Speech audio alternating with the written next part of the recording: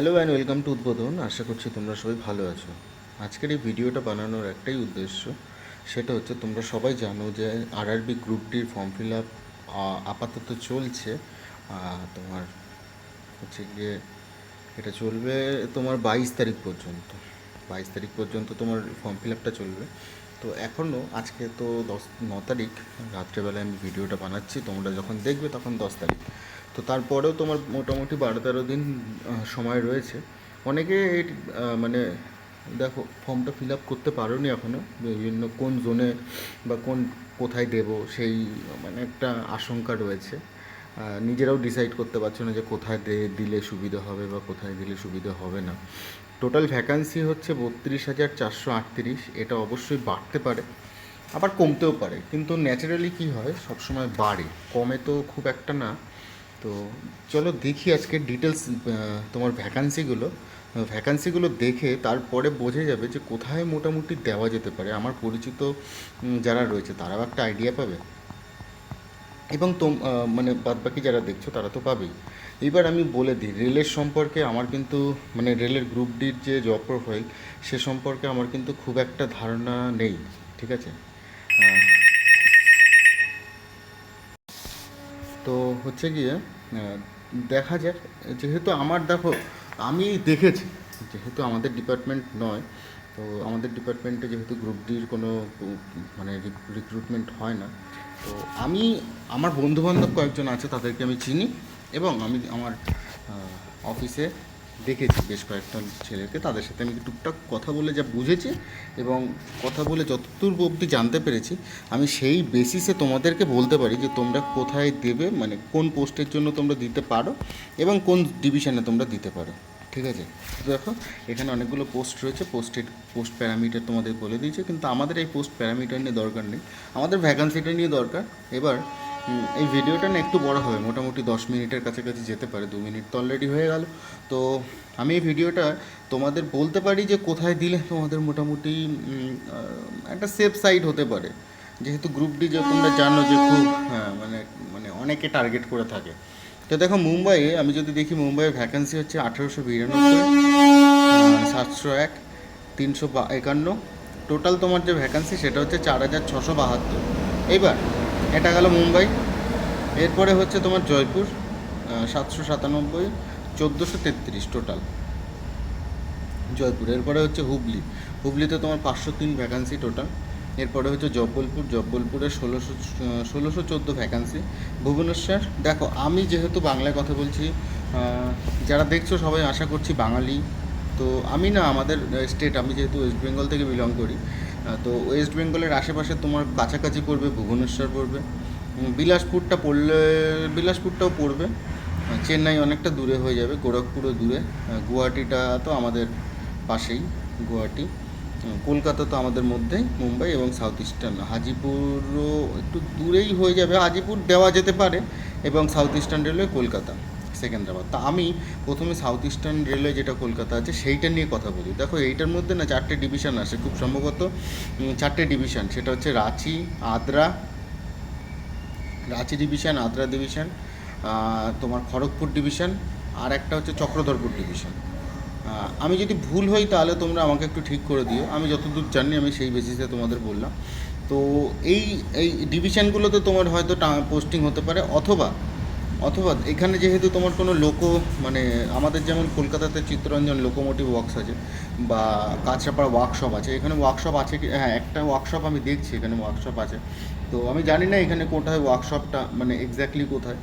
তো তোমার এই জায়গাগুলোতে পোস্টিং হতে পারে, চক্রধরপুর, রাঁচি, আদ্রা এবং খড়গপুর, ঠিক আছে। সেই বেসিসে দেখো সাউথ ইস্টার্ন রেলওয়ের ভ্যাকান্সি কিন্তু খুব খারাপও না, আবার খুব একটা যে ভালো সেরকমও না। 1,044টা টোটাল ভ্যাকান্সি রয়েছে, ইউআরএ রয়েছে 408, যেটা কিন্তু অনেকটাই কম। এসসিতে রয়েছে 184, এটা একটু বেশি মনে হচ্ছে আমার অন্যান্য ডিভিশনের থেকে, অন্যান্য জোন থেকে, সরি।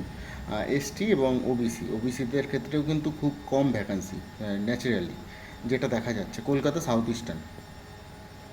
এবার আমি আসি তোমার মুম্বাই, কলকাতা, আমাদের যেটা কলকাতা একদম কলকাতা ডিভিশন যেটা সেটাই।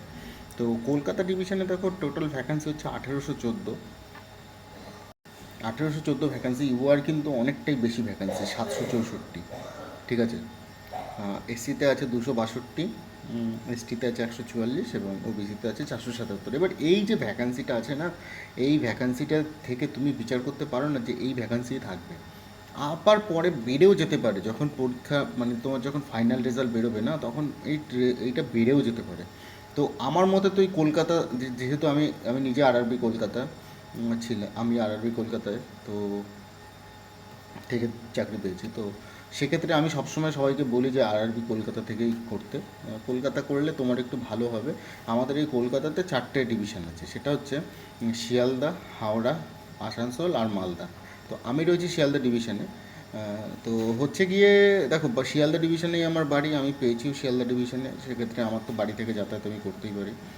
কেউ হাওড়া পেলেও তুমি যাতায়াত করতে পারবে, আসানসোল, মালদা এটা হলেও যাতায়াত করা যায়। আমার অনেক বন্ধুবান্ধব আছে আসানসোলে রয়েছে, আমাদের ডিপার্টমেন্টে রয়েছে, আমি যেহেতু কমার্শিয়ালে রয়েছে, তো আসানসোল থেকে কিন্তু তারা যাতায়াত করে। মালদা থেকে, মালদাতে আমি সেরকম কাউকে চিনি না, মালদাতে যারা আছে তাদের বাড়ি সব ওই ওই দিকে কোচবিহার, তারপর নিউ জলপাইগুড়ি ওই দিকে, তো তারাও বাড়ি যেতে পারে, অসুবিধা হয় না তাদের। ঠিক আছে, তো তোমার এই একটা বেনিফিট কিন্তু কলকাতাতে, বাড়ির থেকে ঘরের খেয়ে ঘরের থেকে ডিউটি করতে পারবে। ঠিক আছে, এখানে ভ্যাকান্সিও খুব খুব সুন্দর একটা ভ্যাকান্সি রয়েছে কলকাতাতে।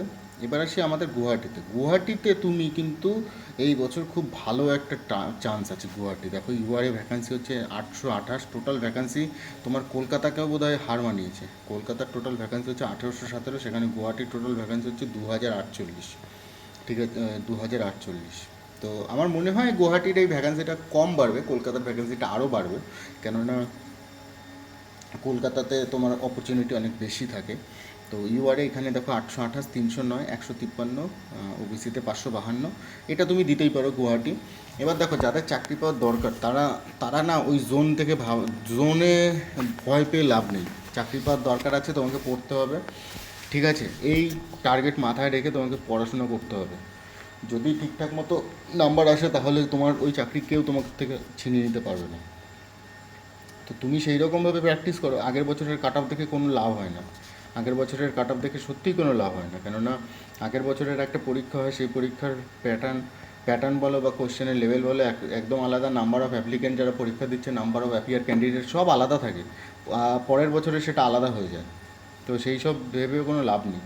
এরপরে হচ্ছে বিলাসপুর। দেখো, বিলাসপুরে টোটাল ভ্যাকান্সি হচ্ছে 1337। এই একটাই কথা, তুমি ভ্যাকান্সিগুলো দেখো, দেখার পরে তোমার মনে হবে যে না, এখানে দিলে আমার চান্স আছে, এখানে কাট অফ কম যায়।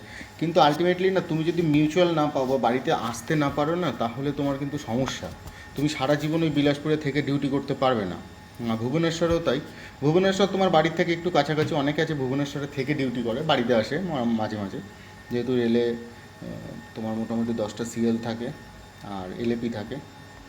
এলএপি থাকে 15টা, বছরে 30টা এলএপি দেয়, তো তুমি সেখান থেকে আসতে পারো বাড়িতে। তো এই একটা ভুবনেশ্বর তোমাদের পক্ষে একটা ভালো দেখো, সবই হচ্ছে তোমার বাড়ির কাছাকাছি থেকে ডিউটি করতে হবে। তো এমন তো না যে তুমি সারা জীবন ওই চেন্নাইতেই পড়ে থাকবে, এমন কিন্তু নয়। ঠিক আছে, তো ভুবনেশ্বর একটা ভালো জোন আছে, বিলাসপুর একটা ঠিকঠাক জোন আছে, তোমার বিলাসপুর খুব বেশি দূরেও নয়, আর হচ্ছে গিয়ে চেন্নাই নয়, গোরখপুরও নয়। গুয়াহাটি তোমার কাছে ভালো একটা অপরচুনিটি। গুয়াহাটি থেকে তুমি যদি ঠিকঠাক ডিভিশন পেয়ে যাও, তাহলে কিন্তু তুমি মিউচুয়াল অবশ্যই পেয়ে যাবে গুয়াহাটি থেকে। ঠিক আছে, মানে এনএফআর যেটাই আছে গুয়াহাটি জোনে। আর কলকাতা তো আমার কাছে অলওয়েজ মানে ফার্স্ট প্রেফারেন্সে কলকাতাই থাকবে। আমার আমার মানে আমি যেহেতু কলকাতা থেকে বিলং করি, আমার কাছে সবসময় ফার্স্ট প্রেফারেন্সে কলকাতা, সে যত কাটাফি হোক না কেন কলকাতা থাকবে আমার কাছে। তুমি আমার সাথে পার্সোনালি যদি কথা বলো তাহলেও তুমি বুঝবে যে কলকাতায় আমার কাছে ফার্স্ট প্রেফারেন্স থাকবে। ঠিক আছে, এইটা। আর তুমি এটা দিতে পারো, মানে এই এই এইটা দিতে পারো সাউথ ইস্টার্ন রেলে। কিন্তু দেখো, যদি রাঁচি ফাঁচি পড়ে যায় তাহলে কিন্তু খুব সমস্যা, বা চক্রধরপুর পড়ে গেলে তখন কিন্তু খুব সমস্যা হয়ে যাবে। ঠিক আছে, এই হচ্ছে একটা ব্যাপার, সেখান থেকে মিউচুয়াল পাওয়াটা কিন্তু খুব দুষ্কর ব্যাপার।